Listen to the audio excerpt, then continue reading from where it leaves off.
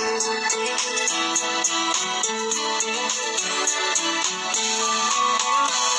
yung pangalan? Nais kong malaman. At kung may nobyo ka na ba, sana na maiwala.